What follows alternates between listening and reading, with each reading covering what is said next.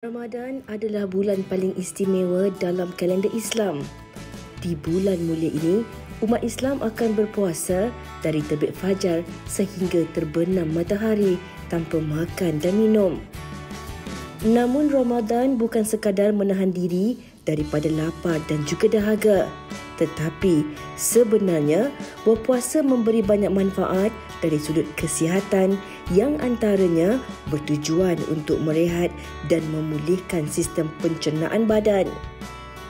Mengikut kajian, berpuasa juga adalah salah satu cara untuk melakukan proses detoksifikasi atau pembuangan zat-zat beracun dari dalam tubuh secara semula jadi. Menjaga kesihatan diri sepanjang berpuasa seperti menjaga pemilihan menu sihat bersahur dan berbuka serta tidak meninggalkan sahur, minum air secukupnya, mengamalkan konsep berhenti sebelum kenyang, mengelakkan makanan berminyak dan manis serta bersukan juga adalah antara perkara yang boleh dinikmati sepanjang tempoh berpuasa. Namun apakah sebenarnya yang perlu kita lakukan untuk mengekalkan kesihatan sepanjang tempoh berpuasa ini?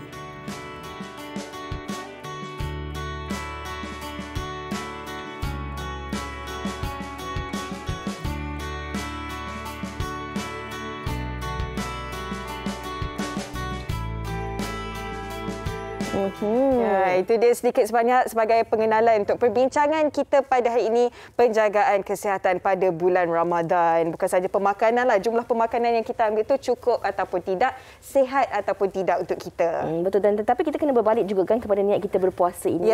Janganlah kita ni sampai nak menjaga badan sangat sampai dia boleh menyebabkan perkara-perkara lain. Tapi apa yang paling penting niat kita tu kan untuk kita beramal ibadat di bulan Ramadan ini. Kita nak kongsikan topik kita pada hari ini bersama dengan Puan Nur Hayati Azmi selaku Pegawai Pemakanan daripada Hospital Pakar KPJ Ampang Puteri. Assalamualaikum, apa khabar? Waalaikumsalam, sihat. Hawa dengan Fiza sihat? Alhamdulillah. Selamat berpuasa. Sama-sama berpuasa juga. Okey, kita mungkin boleh terus membukalah persoalan kita pada hari ini kan. Kalau kita cakap tentang bulan Ramadan ni, macam Hawa katakan tadi dari awal segmen, ramai juga dalam bulan Ramadan ini selain daripada berpuasa ni ada yang mengambil kesempatan yang sama untuk mengawal porsi makanan, menjaga berat badan dan sebagainya, tanpa kadang-kadang kita sedar bahawa dengan pengurangan kita ambil air, kita nak kita terlalu suka ataupun kawal pemakanan kita boleh menyebabkan kepada masalah lain. Apa yang boleh dikongsikan? Okey, untuk berpuasa ni, pertama sekali saya akan cakap berkenaan dengan apa makna puasa lah. Okay? So berpuasa ni, kalau yang semua orang tahu, maksud dia menahan diri daripada lapar, makan dan dahaga, minum serta perkara-perkara yang dilarang lah daripada daripada perkara yang membatalkan puasa kan. Okay. So berpuasa ni sebenarnya kalau tengok tadi pun banyak dia punya faedah, banyak kebaikan dengan berpuasa ni. Okay? Salah satunya yang paling orang tunggu, menurunkan berat badan. Paling orang tunggu menurunkan berat badan lah. Tapi cara nak turunkan berat badan semasa berpuasa tu, itu yang paling utama sebenarnya. Sebab macam Fiza kata tadi, ada yang terlalu kawal porsi sampai nak petang nak ujung tu dah rasa hypo dah. Kan, dah rasa macam gigil kan. Okey. So macam mana cara yang betul sebenarnya kita nak turunkan berat badan semasa berpuasa ni? Yang pertama, sahur jangan tinggal. Sahur jangan tinggal. Sahur makan lemak ketam ke macam mana? Alamak. Boleh, tak ada masalah. Okay? Tapi cara dia masih kita amalkan. Of course, dia punya porsi dia suku-suku separuh. Seperti yang tadi dicadangkan oleh KKM. Kan? Tapi orang kata janganlah kalau nak makan lemak masak ketam tu, kuah masak lemak tu dijadikan macam banjir pada nasi tu. Itu tak boleh lah. Itu bukan turun berat badan, dia tambah lagi berat badan. Okey, kan apa yang kadang-kadang kita digalakkan untuk makan kurma. Betul. Dan mungkin mereka makan kurma 2 biji, minum air. Tapi kalau boleh kita nakkan tenaga yang lebih pada siang hari juga. Kan? Betul. Okey. Kurma memang kita tahu bila bulan berpuasa ni, kurma adalah salah satu makanan yang sunnah. Dan jadi orang kata wajib bila berpuasa tu kan. Okay? Tapi kena ingat untuk mereka yang tidak berpenyakit, kurma kalau 3 biji pun, 3 biji yang lebih kurang anggaran berat 21 gram, dia telah membekalkan 60 kalori. Tetapi kena ingat kurma dia kita kata dia memberikan tenaga segera sebab dia adalah karbohidrat, simple karbohidrat. Okey, so bila kita makan dia terus bagi tenaga pada kita. Yang kedua, dia ada vitamin. Vitamin A, B, ada mineral yang diperlukan oleh tubuh badan dan dia juga kaya dengan serat. Tetapi kurma bukanlah pelengkap. Okey, untuk melengkapkan hidangan kita, kita kena ada karbohidrat, protein dan juga lemak. Okey. So 3 benda ni dan serat, satu lagi serat. Okey. So 4 perkara ni kena ada semasa bersahur dan berbuka. Okey. Itu kadang-kadang kita ni kena berborak, bertanya dan bercakap dengan mereka yang lebih pakar lah kan. Bukan kita sendiri-sendiri buat eksperimen kat diri kita. Tapi itu bercakap tentang orang yang sihat. Tetapi kita juga tidak melupakan bagi mereka yang mungkin dalam kategori ataupun golongan yang tidak sihat. Ada penyakit-penyakit tertentu. Ada orang yang memang ada masalah gastrik yang teruk seperti GERD, reflux dan sebagainya. Ada orang yang memang mempunyai masalah darah tinggi ataupun kencing manis yang sehingga terpaksa memerlukan suntikan insulin. Ini yang paling penting sebenarnya. Ada orang yang dia dah biasa, dia dah tahu dah. Dah boleh adjust dah pukul berapa nak injek insulin, nak kurangkan dia punya dos insulin dan sebagainya, dia dah boleh adjust sendiri. Tapi ada juga dalam kalangan mungkin ibu ayah kita yang baru je menggunakan insulin ataupun golongan ibu-ibu muda, ibu yang hamil dan sebagainya yang memerlukan bantuan suntikan insulin ini. Bagaimana sebenarnya kita nak sama-sama mempelajari cara terbaik untuk kita mengawal diri kita ketika bulan puasa ini? Okey, untuk mereka yang kita kata dalam golongan comorbidity inilah kan. Okey, perkara pertama apabila anda nak berpuasa, especially kepada pesakit yang dia punya bacaan gula tidak terkawal ataupun tidak stabil, okey, dia perlu dapatkan nasihat daripada doktor dulu. Dapat nasihat doktor, mungkin doktor akan refer kepada dietitian, kepada pegawai farmasi, kepada diabetic nurse untuk diajar, dididik macam mana nak berpuasa, cara-cara nak makan, nak kawal ubat, nak guna ubat semasa berpuasa. Tapi apa-apa pun bergantung kepada nasihat doktor. Kalau doktor kata okey, you boleh berpuasa, dipersilakan. Tapi kalau doktor kata you tidak layak berpuasa atau tidak sesuai berpuasa, kita kata itu tak boleh lah. Ataupun kadang-kadang kalau kata dah cuba berpuasa tapi tak boleh, mungkin bolehlah kan kita tengok keadaan diri kita juga kan. Kalau untuk orang yang gastrik, biasanya bulan puasa ni paling utama yang orang paling takut gastrik lah kan, sebab kita tak makan kan dalam 12 ke 20 jam macam tu kan, bergantung pada negara lah kan. Untuk mereka yang ada gastrik ni, sahur nombor 1 jangan tinggal. Dan sahur tu kena kaya dengan fiber ataupun serat. Maknanya dia kena makan sayur, makan buah selain daripada nasi. Oat boleh, nasi ataupun dengan protein lah. Itu yang pertama. Air kena cukup. Air kena cukup. And then apabila berbuka, dia kena segerakan berbuka. Dia tak boleh melambatkan berbuka. Tapi masa sahur dia boleh lambatkan sahur. Maknanya melambatkan sahur, segerakan berbuka. Itu tips. Supaya lambat sikit lah, tak rasa lapar sangat. Tapi nak tahu juga apa jenis antara makanan yang perlu dielakkan bagi orang yang gastrik ni, sebab ialah maknanya kita ni bulan puasa kan, keinginan kita tu dia melebihi daripada pelampau kadang-kadang. Jadi kadang-kadang ada benda-benda yang tak seharusnya kita makan ataupun kita elakkan, kita dah makan waktu berbuka puasa.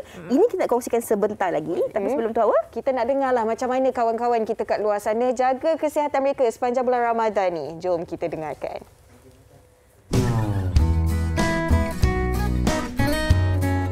Pada pendapat saya, penjagaan kesihatan dalam bulan puasa dapat kita lihat dari pelbagai aspek. Salah satu contoh, puasa dapat mengurangkan paras gula dalam badan kita. Kita dapat kontrol waktu makan kita lah. Sebab selalu kalau kita tak berpuasa ni, kita akan makan 3 kali sehari. So bila kita puasa ni, kita akan ambil sahur. Sahur ni umpama sarapan. Sebab sarapan kan penting untuk permulaan hari kita.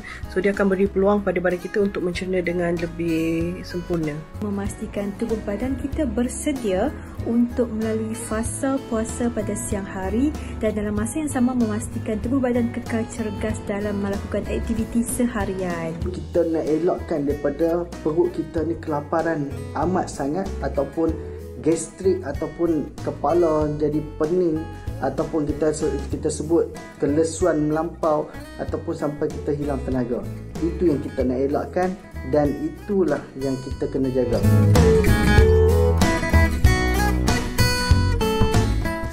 Menjaga kesihatan semasa bulan puasa ialah saya akan kurangkan makanan yang berminyak, makanan yang pedas-pedas ataupun minuman yang bergas. Untuk elakkan perut terlampau lapar, hilang tenaga ataupun berlakunya gastrik adalah yang pertama yang saya tak skip untuk sahur dan saya lewatkan sahur. Bagi kita, cara kita untuk menjaga kesihatan ketika bulan puasa ni, pertama sekali pastikan mengambil makanan-makanan yang berkhasiat. Lepas tu berbuka pun mungkin berbuka dengan kurma dahulu. Kemudian kita punya tidur pun kena cukup. Macam saya ada gastrik, so saya akan elakkanlah makanan yang bergoreng, makanan pedas, minuman bergas, dan saya akan berbuka dengan makanan yang tidak terlalu banyak. Alamak, kena elak makanan pedas ke? Itu favourite tu. Itulah macam mana? Asyik baik Puan Yati ada dekat sini untuk sembang-sembang dengan kita macam mana. Tapi kita nak fokus kepada mereka yang gastrik dululah. Makanan apa yang perlu dielakkan untuk mereka yang gastrik ni? Okey, untuk mereka yang ada gastrik lah. Okey, semasa bersahur, seelok-eloknya elakkan makanan yang kita kata yang pedas, makanan yang tinggi dengan minyak ataupun lemak. Okey. Lagi satu kita makanan yang berempah. Berempah. Kari, kurma. Kari, yes. Habis tu kalau macam ikan perkasan boleh? Ikan masin boleh? Ikan masin kalau mereka yang ada darah tinggi tu kena elak lah. Secubit je, Fiz. Betul. Tapi kan, kalau pagi kan? Itulah pembuka selera sebenarnya. Okey, jadi dari segi minuman pula, ada tak minuman-minuman yang perlu dielakkan bagi mereka yang mungkin mengalami masalah sakit perut, yang perut berangin semua tu? Kadang-kadang lepas buka puasa, lepas makan ataupun rasa nak muntah dan sebagainya kan? Okey. Untuk kalau minuman pula, mereka ni digalakkan kalau boleh elakkan minuman berkafein. Minum berkafein, minuman bergas, ataupun apa-apa makanan yang boleh kata yang membuatkan gas dalam perut. Sebab kadang orang gastrik ni kita kena tengok secara individu juga. Okey, secara general apa yang saya cakap tadi, tapi ada setengah pesakit gastrik ni kadang-kadang contoh dia makan apple secubit segigit dia pun dia dah ada rasa gastrik tu kan. Tu it depends on ikut orang. Betul. Sebab tu kadang-kadang kalau kita cerita ke orang tak percaya kata orang macam tak saya tak pun. Sebab memang lain orang lain. Contoh kita makan, lepas kita makan kita dah tahu kita tak boleh makan senawan, tapi senawan tu favourite kita. Lepas kita makan akhirnya kita akan terbaring kerana perut kita sakit. Okey, itu bagi mereka yang mengalami masalah sebegini. Ada juga dalam kalangan masyarakat yang hari ini yang kalau kita lihat ramai juga yang pernah mengalami ataupun sindrom long covid ni. Kalau bagi mereka yang ada long covid ni, kadang-kadang ada macam-macam perkara juga. Kadang-kadang kita rasa macam sakit perut, kadang-kadang kita rasa macam sakit kepala, kadang-kadang kita rasa macam mengah, susah nak bernafas dan sebagainya kan. Adakah dalam tempoh bulan puasa ni faktor pemakanan juga harus dititik beratkan bagi mereka yang pernah dijangkiti COVID-19? Betul. Saya setuju dengan apa yang Fiza katakan tu. Okey, untuk mereka yang kita kata yang sedang dijangkiti, yang telah pun dijangkiti post COVID lah kita kan. Okey. Makanan yang kita kata yang digalakkan untuk mereka adalah makanan yang tinggi vitamin. Terutamanya vitamin C untuk boost balik imun sistem kita. Buah-buahan lah maksudnya. Buah-buahan, sayur-sayuran. Okey.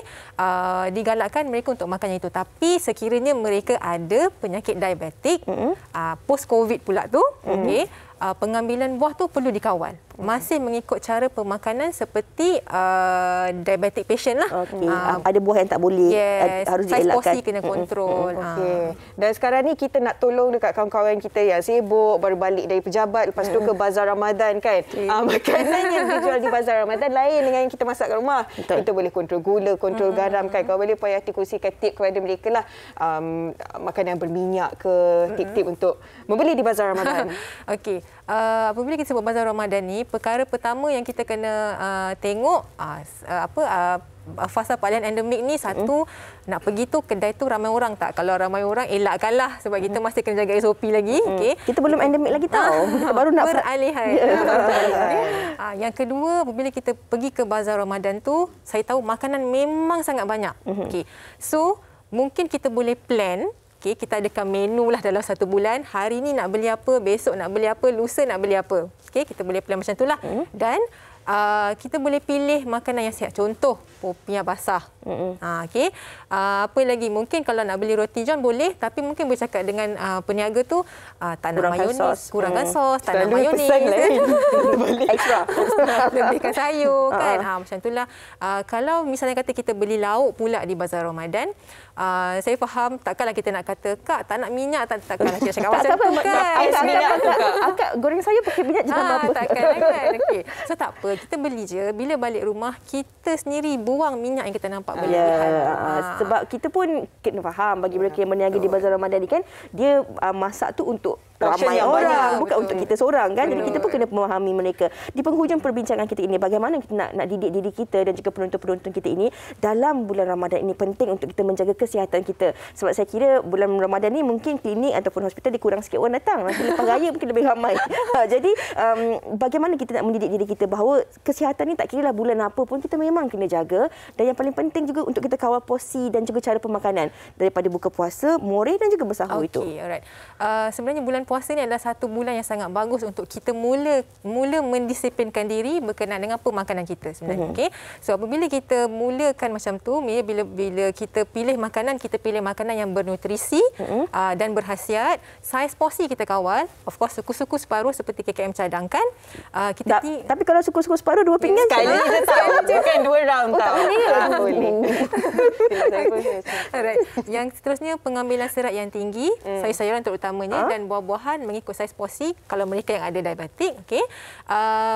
Pengambilan air yang mencukupi. Bulan puasa ni biasanya pengambilan air itu kadang kurang kan. Air manis ke air kosong sebenarnya? Air kosong. Air kosong. Green tea boleh? Green tea boleh tanpa gula. Tanpa gula. Air kosong ke? Kosong. Okey, kita teruskan. Alright. Kalau boleh kita kata bila makan tu janganlah gelojoh sangat. Kunyah secara perlahan-lahan. Okey. Dan kita kata makanan yang manis tu, inilah bulan yang bagus sebenarnya kalau kita nak kontrol pengambilan makanan yang manis. Tapi kalau bulan puasa kebiasaannya dia macam ada 8, kalau sebelum ni macam tak makan kuih pun tak apa, tapi kalau bulan puasa kena ada 18 jenis kuih. Semua dia nak rasa. So kita kena kita kata pemilihan kuih pula lah. Contoh macam popiah basah okey, kuih apam kan, itu okey, tak ada masalah. Okey. Dan lepas tu minuman yang kita galakkan, of course plain water, air yang tanpa gula.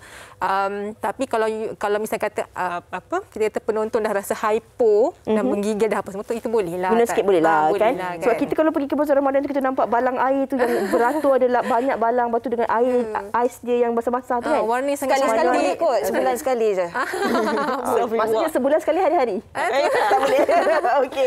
Jadi banyak-banyak Puan Yati kan bersama kita hari ini. Macam-macam lah yang kita belajar hari ini tentang portionnya, tentang mereka yang berpenyakit mungkin kencing manis, darah tinggi, apa yang perlu dielakkan, dan harap-harapnya memberi manfaat buat anda semua. Itu dia Puan Nur Hayati Azmi, pegawai pemakanan dari Hospital Pakar KPJ Ampang Puteri. Terima kasih. Sama-sama. Selamat menunaikan ibadah puasa. Sama. InsyaAllah. Apa? Okey, baiklah.